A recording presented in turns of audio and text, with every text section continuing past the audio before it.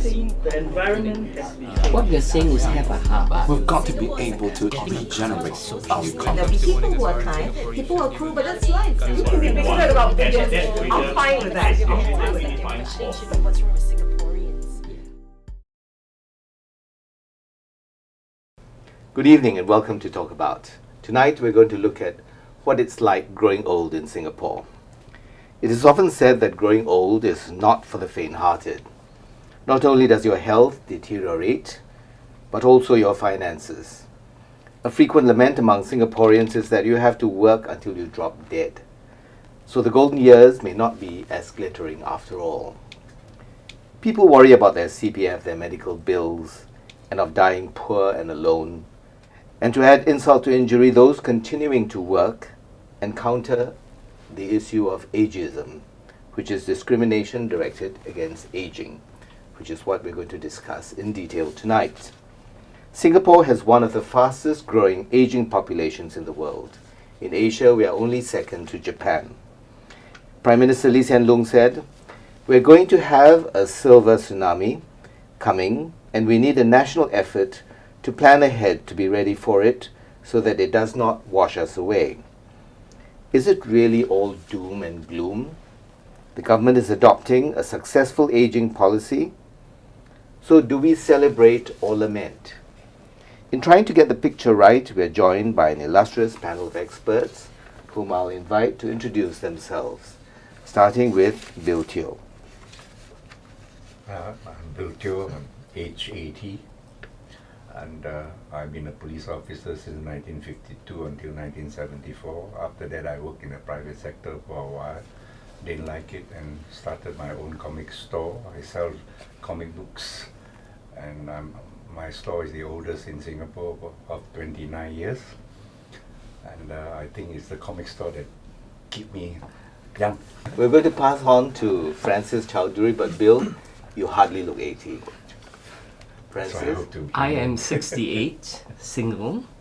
I started my broadcasting career very young, 2 years after television started black and white. So I saw a whole series of how the media grew up. We didn't have social media then, so it was very straightforward.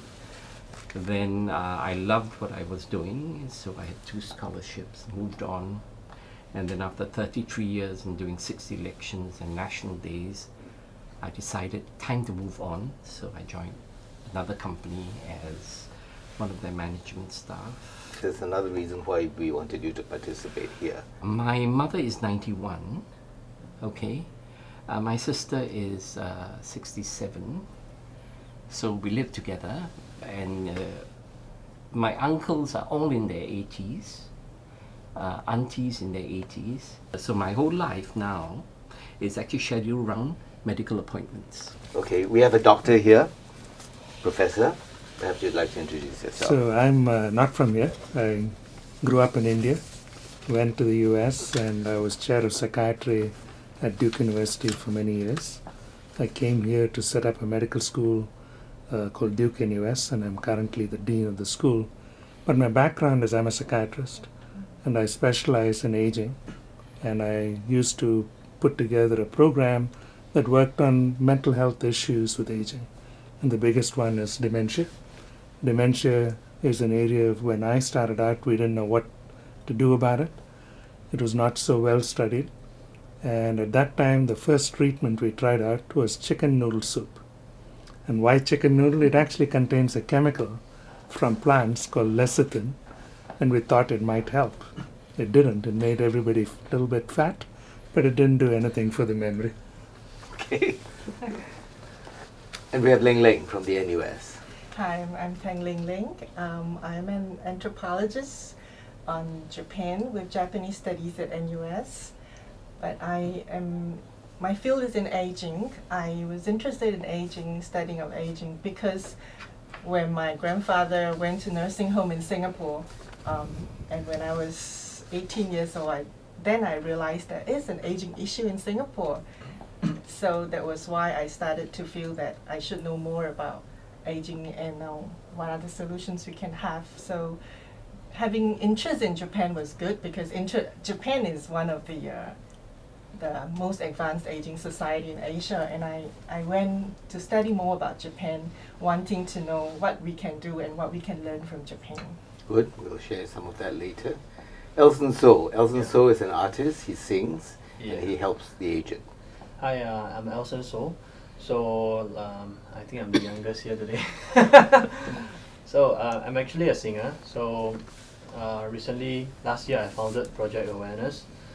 The reason why this happened because way back when I started out my singing career, what happened was during one of the autograph sessions, I saw a blind man actually queuing up to buy my album. So he came up to me and he told me that, although I can't see you, but I can hear you. So at that point of time, I told myself, as an artist, it doesn't matter whether you are Tom Cruise or you are Elson So, whatever achievement that you have is actually given by the society. Terence Teo. Hey, hi, I'm Terence. I'm working with the Port Singapore Authority. So you're a master pugilist, right? Yes, I'm doing pugilist. That's a hobby. Now, I think I'm invited here. I hope I can contribute with regard, to this Confucius teaching about a filial piety, and in Chinese saying of, lei so and dou Meaning? Meaning, say, rational thinking, and then respect. Okay. And finally, we have Janice Chia. I own Aging Asia, which is a aging market consultancy, and this company started 5 years ago because I wanted to change the way we age, to try and engage the private sector to look at aging as a positive business opportunity, so that eventually we would have a whole market of product services that could cater to the aging population, so that when older people look at aging, they wouldn't think about just nursing homes, but they would think of health, they would think of ways to improve their dignity, independence, and they can live on their own and age in place, and look at how we can connect all the different bodies that's interested in this ecosystem. For example, between businesses, governments, and not-for-profits, how can we foster greater partnerships?